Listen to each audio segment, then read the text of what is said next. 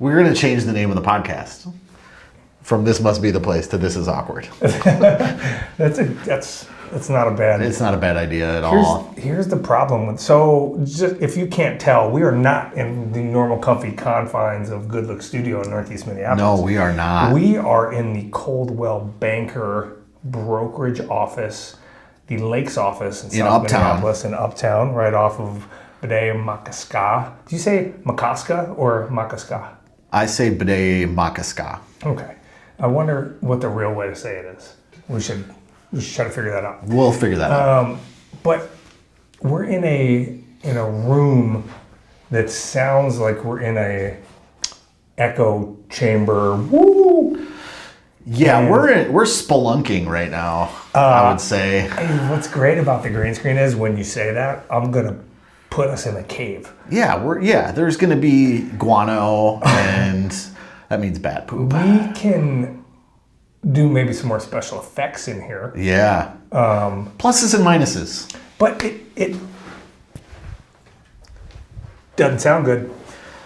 Doesn't sound good. Good. It's and you're so far away from me. I mean, you're gonna get more room noise than you noise. I'd go a little closer today if I were you. Just a little pro tip action. Okay. I'm an amateur. I don't know all these tips. So it also feels a little awkward because I want to be loud, but they're having a sales meeting out there. Yeah. For all those brokers that are agents that need to learn how to sell. Not us. Is it CE? Continuing education. It is continuing education. And we don't need no education. This must be the place. Yeah, this must be the place. Ain't no time to waste. Ain't no time to waste. So whether you in Minneapolis, hello. That's a loud. And welcome to This Must Be the Place. AKA This Is Awkward. Only Twin Cities real estate and real estate adjacent podcast where one of the hosts Here we go. thinks Yes. that the guy that sings area codes is named Ludafisk. Not ludicrous, but ludafisk. Because we're in Minnesota. I need say no more. So, are there fish? Is there a fish that rhymes with the word hoe? Trout rainbow? Trout, rainbow. So the song would have to go, I've got trout, rainbow in different area codes. In different area codes. Area codes. Yeah. Luda. 612-952. 763s. 651. Is that another one? 715. I think you should clap louder because it's not so disturbing in this that's room. too clap. I'm going to be self-aware of my claps now. This makes me appreciate what I've built at the studio. Yeah, the studio we normally record in is a bright, shining example of sound quality compared to the... And that's not even like the inner studio, like the recording as we booth. call it, the booth, the isolation booth. Yes. Or aka the inner studio. Stevie Wonder's classic album. Yeah. Hey, listen. Have you had Ludafisk? No, never. Me neither. No. It's so Jewish people have gefilte fish. You know what that is? Nope. I've heard of it. It's like the hot dog of fish. So it's like if you took all the parts of a fish, I think, that you don't like and just ground it all up, but didn't put it in a casing. Instead, you stuck it in a jar and just plopped it out on a plate. I mean, it probably could be. It's disgusting. I've never had it in my life. Okay. Every year, so you generally break it out of like Passover, right? Okay. Or the Seder. And every year, from when the time I was really little, all the old people would eat it. Every year. Like on a cracker? Like on a plate with some horseradish, on some matzah, which technically would be a cracker, yes. Usually on a little bed of lettuce with some Unleavened horseradish. bread? Yes.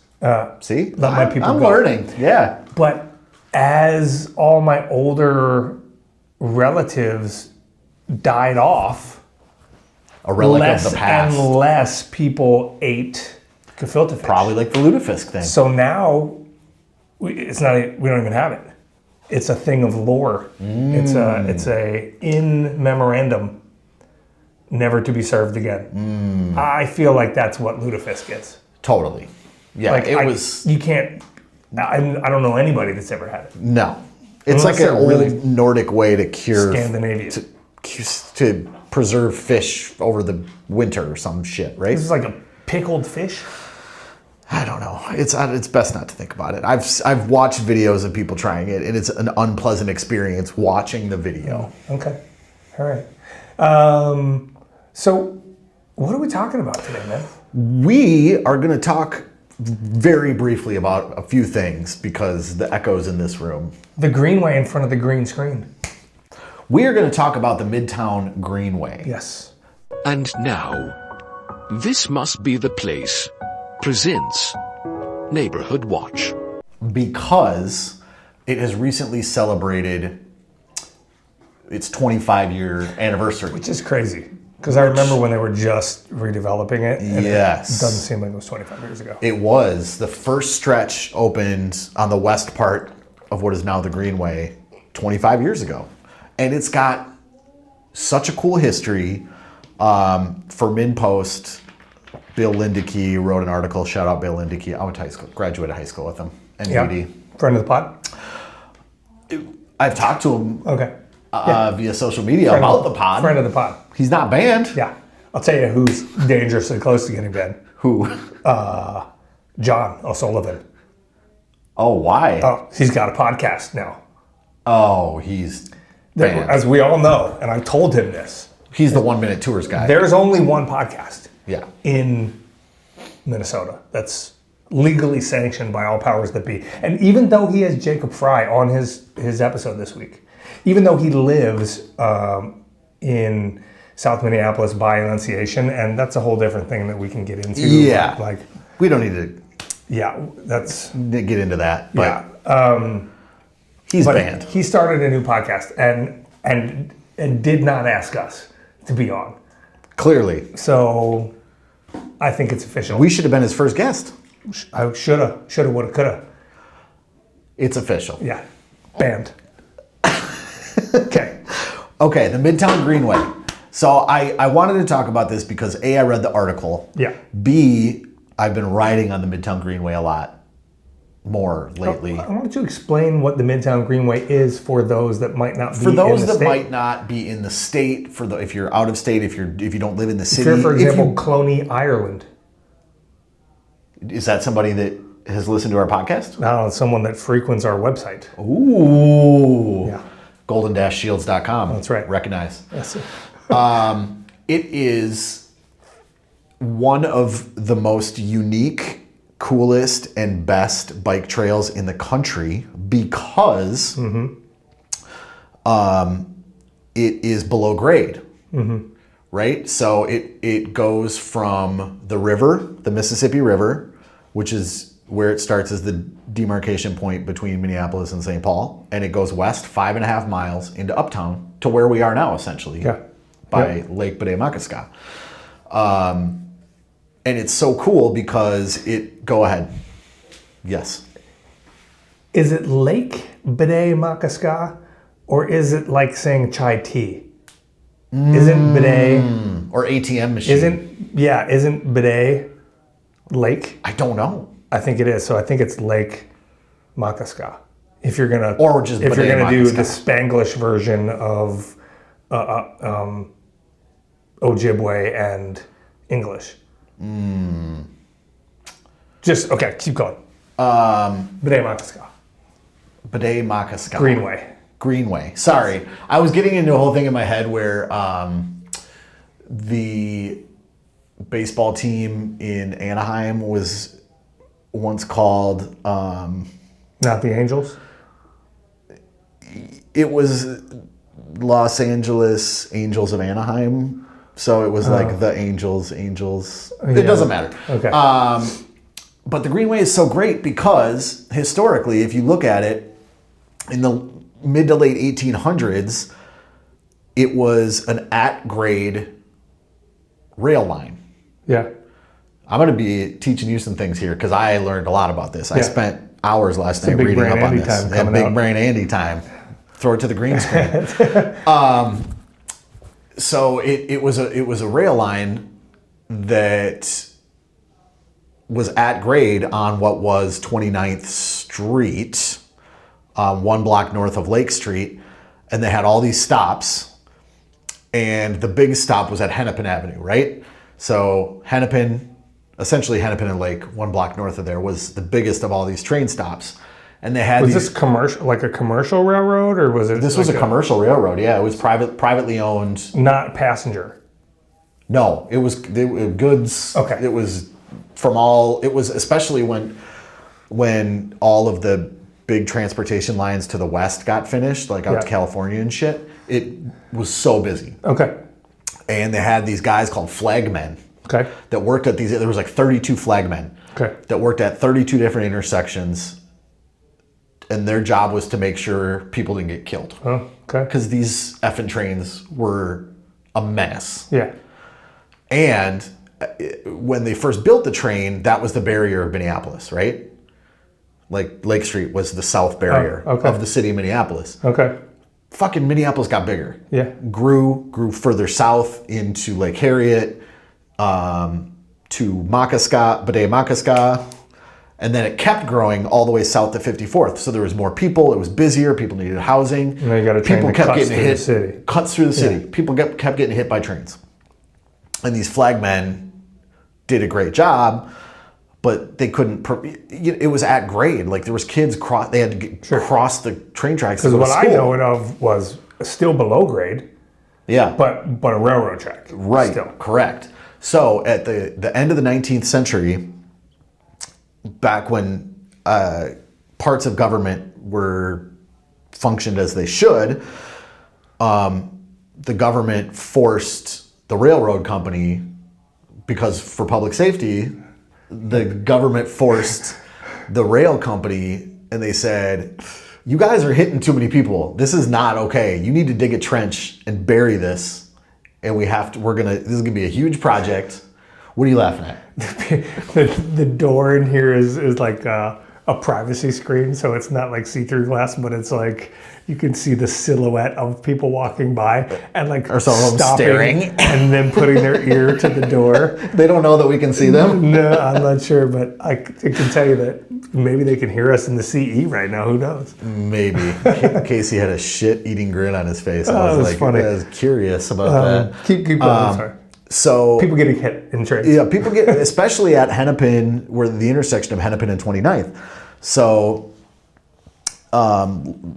governmental legislatures were like, okay, this Milwaukee Railroad Company, I can't remember the exact name of it. I think it was called the Milwaukee Railroad Railroad Company. Company. It means the good land. Yes. So they started breaking ground on digging a trench 22 feet deep. Yep. And it took them forever because you can't just dig a trench. You have to put bridges over the trench because people have to get across, right? So there was like 32 bridges. Yeah. If you look at it over the top, it almost looks like a zipper or like a surgical seam. Sure. So they buried it, and it was super successful, and it became a main thoroughfare underneath grade, 22 feet below Buried grade. it relative, right? So it's still open air. It's Still just open their air. I'm bridges. sorry. They recessed it. They recessed it, yes. 22 feet below grade. Yeah.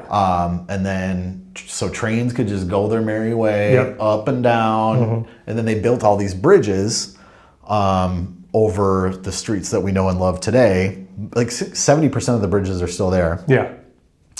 And then I think the last rail car that used that was like in the 90s, maybe 80s or 1980s or 90s.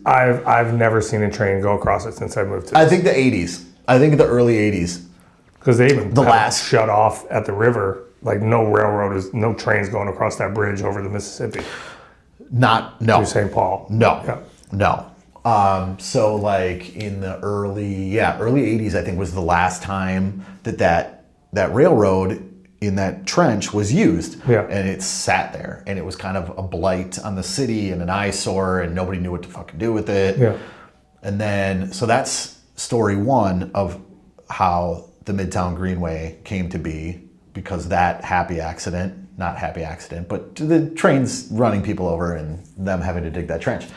Then these two dudes in the early 90s were like, we need to do something about this. We need to make this a bike path, right? Yeah. So, they, whatever people do, form a committee, goes through sessions, gets approved, gets passed, funds get allocated, and they decided to turn it into a non-motorized walkway and bike path. And that took its current form 25 years ago. Almost exactly. And it cuts through all of South Minneapolis. Dude, it's So like the neighborhood great watch is like equalizer. it's a loose It's a loose neighborhood watch today because So it goes from uptown. it goes from East Isles neighborhood into Lowry Hill East, which Yep. we talked about Yep. when we talked to Bob Muir about Yep. the replacements. Yep. And then it also hits Seward and Phillips. So it Yep. goes through like socioeconomic, like rich ass people on the Yep. west side. Yep. And it goes through some, lower priced home areas in like Phillips. I love how you say rich ass people and then you just can't say in some broke ass people. Well, they're not broke. They're just, they don't live the extravagant life that the East Isles East Isles people live. You know, we can't all. It goes through go to the bathroom on a gold toilet. Socioeconomically diverse neighborhoods. Sure. That span the entire breadth and 5.5 miles. of the city. Yeah, it's super cool, man. And And people use it. Like I drive home on the river. how many people would you say use it a day on average? Day. Because I know the answer. I'm gonna guess Go for it. that if you're even talking just a couple blocks, I'm gonna guess like in a typical like a summer month, it's gonna be probably 4,000 people a day. 5,000 people a day. Okay. You're close. Yeah. Yeah. I mean, it's busy when people are coming off that thing on the river because, as to talk about the larger infrastructure of the Twin Cities bike paths, that connects like the Grand Rounds and it connects the river. And then from there, you can explore all different parts of the city and link up with lots of different bike paths. Yes. So when I see people coming off that on the Mississippi River bike paths at that point, it's a lot of them during rush hour. A lot of people biking to work, even throughout winter, big fat tire bikes. Oh yeah, man. Yeah. Yeah, and it comes right out at 27th, right on West River Parkway, Yep. right there. Yep. And that's what you're talking about when you're Yep. driving. You see them come off the Greenway, and Yeah.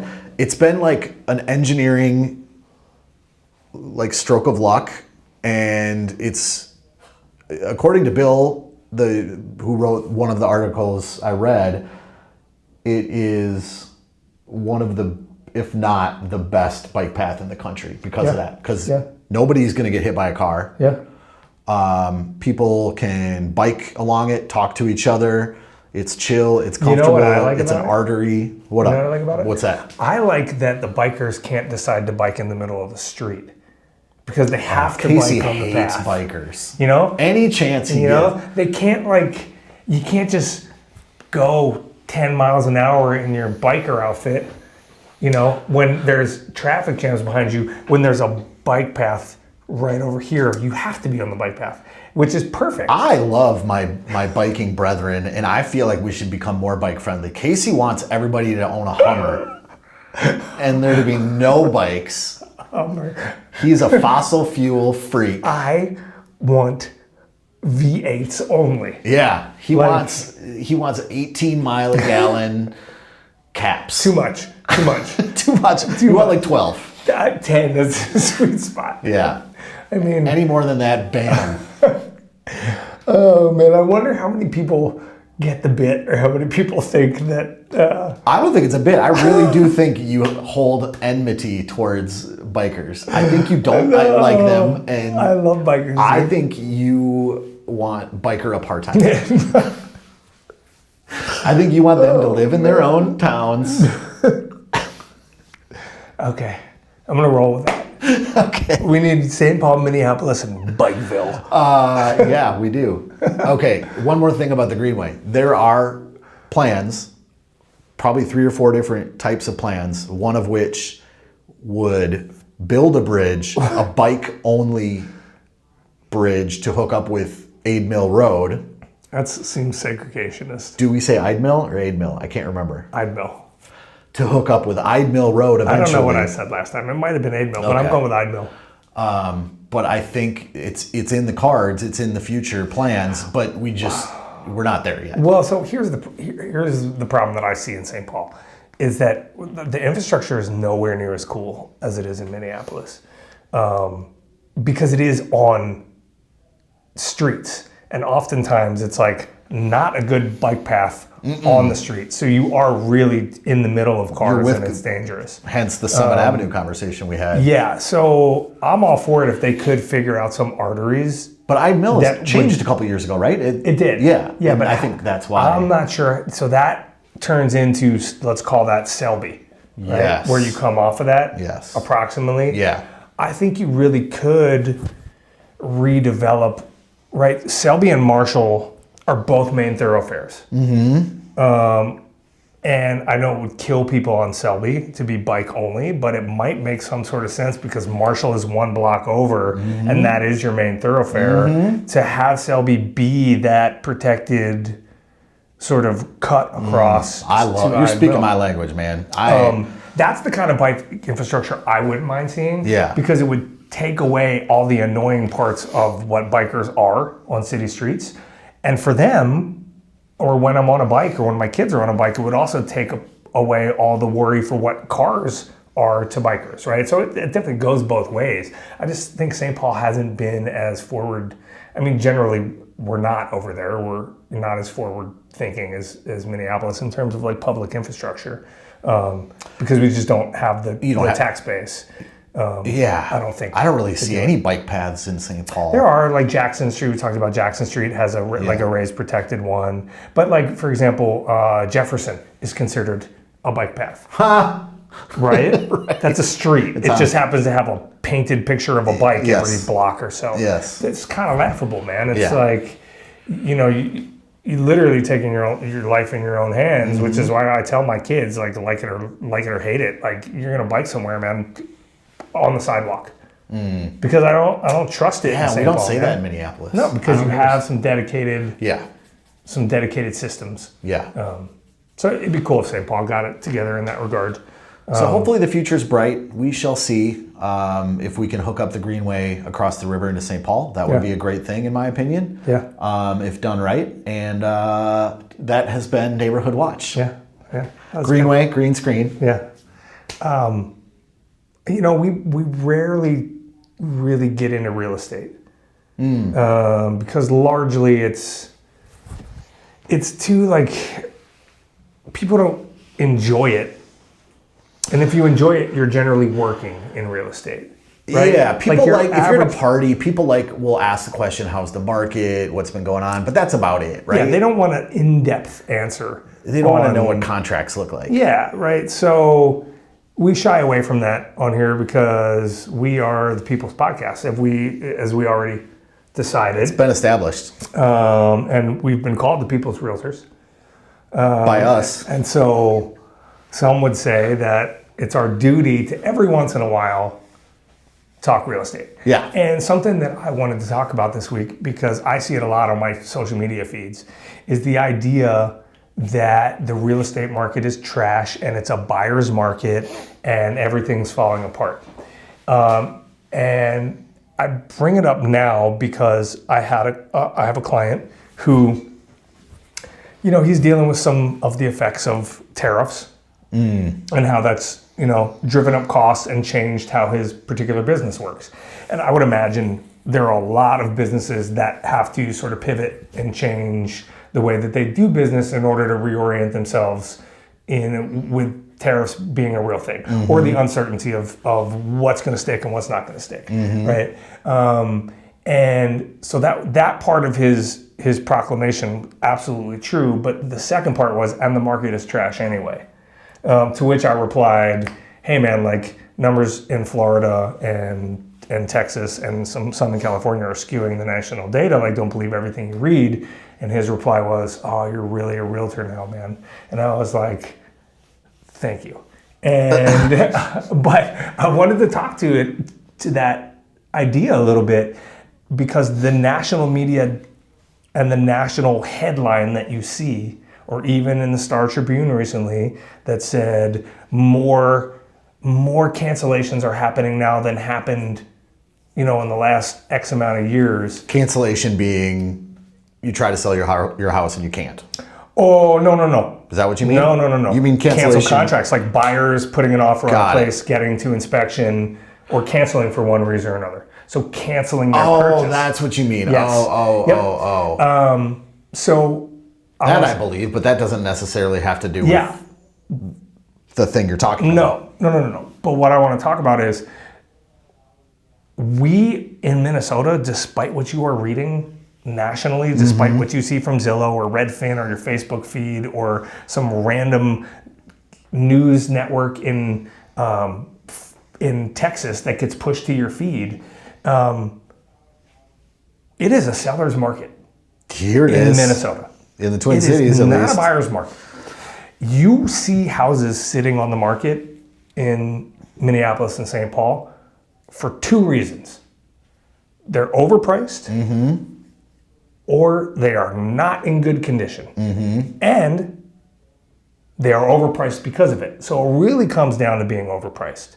A healthy market in Minnesota is what, 6 months of inventory? Yeah. We still have less than 3 months worth of supply on the books for this area. We still need to build more. We still need more inventory to satisfy the demand that we currently have. We have a pretty robust economic job market here. Yeah. Right? Like it spans a breadth of industries, right? From healthcare to retail to aviation to tech and Fortune 500 companies. And because of that, it's not like Detroit or, certain areas that, like, when the car industry goes out, like, you're done, right? People still want to move here for quality of life reasons, for, believe it or not, affordability reasons, right? As in terms of major metros, we're still one of the top affordable, in the country, top affordable major metros. Especially if you're in certain markets in California or some of the big cities out east, but even like Denver. But this is not me being an apologist. These are all real facts about the Minnesota market. Right. And I think it does a disservice to people that are looking for houses or think they have more negotiating power than they do as buyers, right? Or it also gives a false sense of security to sellers who think that they can just throw their house on the market and not do anything to it, and it's going to be worth $100,000 more than the market predicts. Like, we're not in an era anymore where things are ridiculously overpriced, right? We're in an era where things have to be priced appropriately to what's going on in the market in order for them to sell, because people aren't going to pay more than they need to, which I think speaks to some of these cancellations. You go through an inspection, you're paying what you already feel is top dollar, and you see these number signs start to add up, and houses below $350,000 are sitting longer than $400,000 and $500,000 houses because they need more work. But a buyer can look at that and say, hey, I have some more options. Like, I'm going to back out of this because I have some more options. And if you're not willing to do the work or reduce the price or negotiate around that, in that sense, buyer has a little leverage, right? But on whole, in the Twin Cities market, it's still a seller's market. It is, and you're right, 100% right. It's like almost everything where it's a spectrum. It's never just a buyer's market or just a seller's market. Obviously, ideally, you want to be at that number 50 in the spectrum from 0 to 100. That, ideally, in my mind, that's where you want to be.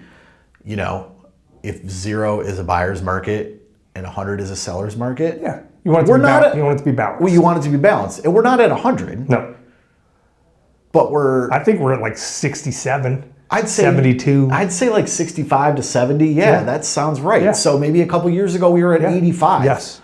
But just because we're less of a seller's market than we were in 2021, it doesn't mean we're a buyer's market. But I can also tell you that I think some of that has to do with where we are in the season. And we talked about this ad nauseum on this podcast, right? Like, Yeah, seasonality. Yeah. We are in September. Yeah. School is back in. Yeah. People are largely done moving and buying houses here. What's left of inventory are either people that like need to sell for job relocation or get out of Dodge, Yes. right? Or like life circumstances come up, or people that Which always will happen, yeah. put Yep. their house on the market a long time ago, way overpriced, and it's still sitting. Yes. That is the fact, right? Yeah. So, And if you're selling your house, you don't ever want to do that. Trust your realtor.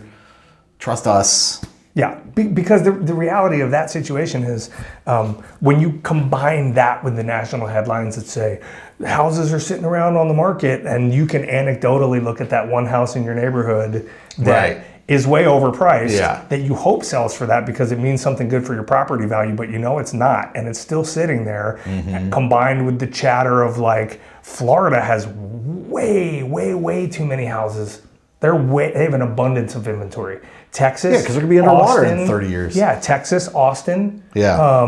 They built so much and really counted on people from California, like the tech boom coming to Yeah. Texas. Guess what? 'Cause they don't It's have not property happening. taxes, no. They're moving back to California. Tech has reassessed what's going on, and lots of companies are moving back to California because of that, right? Mm-hmm. And so you have all this infrastructure that was built, or housing that was built with the lack of infrastructure to deal with it.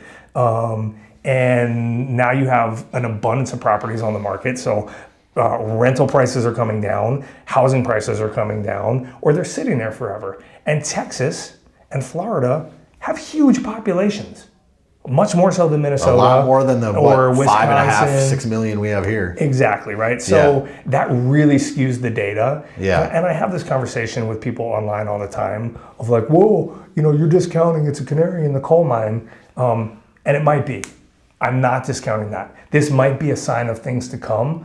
But I think the difference between what happened in 2008 and what is happening now is we had a structural problem with large corporations betting on bundled loans that were of trash value for people that shouldn't have had mortgages in the first place. Yeah, right? we don't have any. It was a we don't case have of that now. gambling. Yeah, we don't have right that now. now. We still have, at least in the hyper local market of Minnesota, more people that want to buy houses than houses that we have on the market for them to buy. Yes. And until that changes fundamentally, I think we're going to be just fine. We will let you know, Yes. people, listeners, dear valued listeners, Yes. we will let you know when we get to that 50% mark or when we pass it and it turns into a buyer's market even slightly. Yeah, because guess what? We're amazing with buyers. So why wouldn't Facts. why would we let you know? Facts. So I wanted to get that off my chest. I think that's enough on the hyper sort of focused real estate talk, because that's not the kind of podcast we are, or, nor do we want to be. What did we call those? Like Casey's something? Like, what really grinds my gears? Like that kind of thing? It was like Cantankerous Casey. Cantankerous Casey. But I wasn't, was I cantankerous right No, there? no. That was more like- That was more just like a gripe about perception versus reality. I think it was more like informational, setting the record straight with Casey. Oh, there it is. That's good. Here, time to set the record straight with Casey. we'll use that. Okay. That's all I got, man. I feel a little awkward in this space. I do too. It's getting hot in here. We got the light boxes going. We got light boxes. We don't have a lot of venting, so we may suffocate. No. This room is, what would you say, like 7 by 9? It ain't a bedroom size. It's a small city bedroom. It's a small city bedroom And a in an old 4-square. house. And the bigger problem is there's no sound treatment. So I'm going to have to talk to our powers friends that be at the top and Well, get I them think to- we should do a quick BooMTimeS before we get out of here. Oh my God, we're trying to keep this quick and you're on the BooMTimeS? Well, yeah. BooMTimeS. For those new listeners, we're doing all consonants. BooMTimeS. BMTMS. Books, movies, TV, music, sports. Books. Ooh, offensive movies. That's a good one. Boom. You get the ooh. Ooh, offensive movies. Offensive movies. Do you have anything for BooMTimeS this episode? I have so many things for BooMTimeS. Far too many to talk about. So I'm just going to say, go Birds. Because Fly, Eagles, fly. Because the Eagles start their journey towards a Super Bowl repeat tonight. The day of recording. Yes. When you're listening to this, you'll probably have already noted in the press that the Eagles won a game 72-0. It's keeping in the Philadelphia theme with the green. Yeah. I cooked my first cheesesteak on the Blackstone griddle for my family the other night. Did you use ribeye? The hardest part of the process was me slicing the ribeye. You freeze it first for half hour. Yeah, I understand that, but Lund's and Byerly's, they took away all their slicing stuff. So I got some 18-year-old kid who just turned butcher trying to slice it up, and I'm like, dude, I don't have 2 hours. Like, thank you so much. I'll take it home and I'll freeze it and I'll do it. And it was really good. The most disappointing part of the cheesesteak, bread, the bread quality in the cities. Yeah. So you want to seed it. We were inundated with hot dish recipes. So my next ask to you valued listeners out there, where can I get the best hoagie roll? What's the best bakery? Like, I'm going to try Patisserie 46 and see if they can get me like a nice roll. Yeah.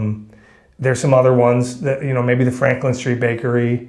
Breadsmith doesn't have it. Rose Street Patisserie? No. But that's what I'm on the lookout for. He wants a seeded hoagie roll. I don't even need it to be seeded at this point. That might be too granular. I just need a good hoagie roll. Let me tell you this. Go to United Noodles in Seward, 26th and Hiawatha, just east. Yeah. They have the thinnest sliced ribeye that you can buy in a frozen pack. Interesting. To make I can't think of the Korean dish, like bulgogi. Yeah. So if you ever want to make, it might be a little too thin. It's really thin. Yeah. But I don't love frozen. I mean, probably the meat that I'm getting from Lund's anyway has been frozen already. Probably. So I don't know. We'll see. But I'll give it a shot because that was the drawback to doing it, or made it more time consuming. Yeah. All right. Well, sounds good. Yeah. I mean, I'm sure I have some other stuff, but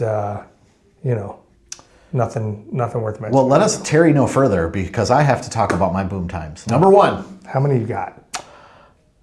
I can do as little as one and as many as 5. Let's do as little as 1. Okay. There is a film. Yes. Not a movie. Yeah. A film. Yeah. This means it's serious. Yes. Was it recorded on film? I don't know. Shot on it's a horror movie called Talk to Me that came out a few years ago. Okay. My daughter she's almost 13. She loves horror movies. Okay. She couldn't get through this one, and she gets through everything. Sure. Like her favorite movie is The Shining. Okay. Like she watches everything. Okay. Texas Chainsaw Massacre, whatever. Okay. She couldn't make it through it. This was maybe a year ago we watched it. Okay. It was by these new directors. I don't know if they're brothers or just like creative partners, but they're from Australia. And they made this movie called Talk to Me. Super good movie. Got great reviews on Rotten Tomatoes. Everybody 2 thumbs up. Blah blah blah blah blah. They just came out with a new movie called Bring Her Back. Okay. Another horror movie. It was out in theaters briefly. Yeah. Again, got rave reviews. These guys are the next big thing in cinema. Sure. They make films, not movies. They make art, horror. Sure. So my daughter and my wife and I watched it. Yeah. And it had 2 of the most upsetting, grotesque, haunt my dreams. Yeah, no reason for me to watch scenes that I have ever seen in my life. The movie was so good. What's it called? Bring Her Back. Bring Her Back. It doesn't matter what it's about. I don't want to give away too much. Yep, that's fine. If you like horror movies or scary movies, like I had to be the one to watch every scene because I had to tell them when to look away. Yeah. But it graphic dental horror, grotesque dental That's it. is. Yeah. Anyway, Bring Her Back. Okay. Go check it out. Do you want me to go through my 6 other boom times? I don't. I mean, it's getting hot in here. It is getting to. Well, dear to valued quote listeners, Nelly, it's getting hot in her. that That wasn't Chingy. I do have one more. That was Nelly. I do have one more. Just a quick shout out. Oh, you cut me It's off. not a boom times. This is just a shout out. Okay. Shout out Diane's Place, Food and Wine's best new restaurant in the entire country.